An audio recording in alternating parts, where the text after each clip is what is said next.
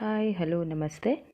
So, we'll be discussing today about the branches of psychology. As last session, we have discussed about the introduction, about the meaning, and about whether the subject is science or social.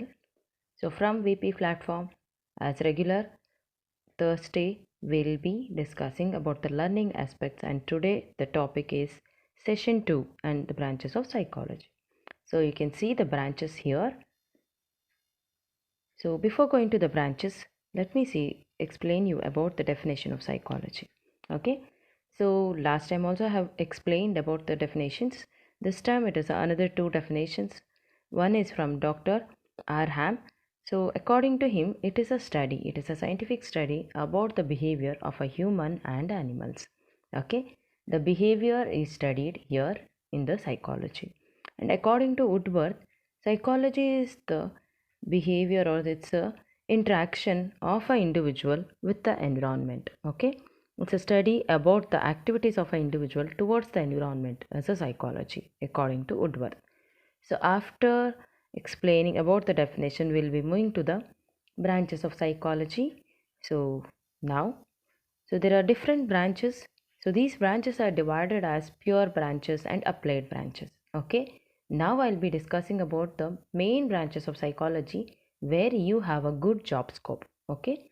So firstly it is clinical psychology, then counseling psychology, health psychology, industrial psychology, educational psychology, social psychology, and military psychology. So now I'll be explaining in detail about each of these type of psychology and the job scope. Okay. So clinical psychology, with studies about the disorder, the main concentration in clinical psychology is about the clinical aspects, that is about the psychiatric disorders. So they study mainly about the psychiatric disorders, example schizophrenia, organic mental disorder, anxiety disorder, etc. So these are the major mental disorders on which we will be having a separate session in the further days. Okay. So the person who studies about these disorders, emotional problems and the disabilities is called as clinical psychologist. So presently I am working as a clinical psychologist since 15 years in one of the very reputed institution. Okay. And the person who is a clinical psychologist can work under psychiatric hospital, counseling centers and the rehabilitation centers. Okay. So rehabilitation centers are those after their hospital setup, they'll be moving to rehab centers where they'll be rehabilitated. They'll be trained about their hygiene, about their social interaction, about their social activities, about their work habit. So that is called rehabilitation center. So clinical psychologists have a very good scope in this hospital setup and the rehabilitation centers. The second branch is counseling psychology, where they study about issues related to counseling. So mainly the counseling is needed for the superficial problems. Okay. If a problem, psychiatric problem is deep rooted, then they need a therapy. So counseling is for the superficial psychological problems and for the adjustmental issues. And it's not necessary that always they should have a problem to get a counseling. Okay. Counseling can be taken for the career aspects. Okay. Maybe to get a clear picture about like his abilities he want to know, about his intelligence he want to know, so about his aptitude he want to know, so you can go to counselor and you can ask for the counseling. The counselor will suggest them to, there are ABC, there are different 3 or 4 ways that you can choose for, so the person can have a very clear picture about his career. Okay. So counseling is always not for the disorder, not for the patients. Counseling can be taken for being a very having a very good lifestyle, having a good career, so we can take a counseling. Okay, they are called as counselors or counseling psychologists, and they work in clinical setup, rehabilitation centers and academic centers, and even also in industries. Okay, here we cannot call a person who is taking counseling is as a patient or something. He is a client. The person who gives a counseling is a counselor. Person who takes a counseling is a client. Okay, we'll move to next slide, that is health psychology, where we study about the effects of biological, social and psychological factors over health and illness. So the effect of these biological issues, effect of social aspects, effect of psychological aspects over our health. So whether it disturbs our health, whether it improves our health, whether it leads to illness, that is the study of health psychology. Okay, so they are called as health psychologists. They work in community centers, healthcare centers. Even they will work in a research aspects. So they will be, this health psychology can be applied more for the research. Okay, they have a very good scope in research. Next we'll be moving to industrial psychology.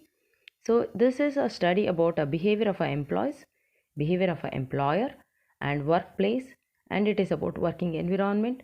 It's about the working hours. It's about the attitude. It's about the satisfaction level, and it is also about how an employer or how an employee should get adjusted in these situations.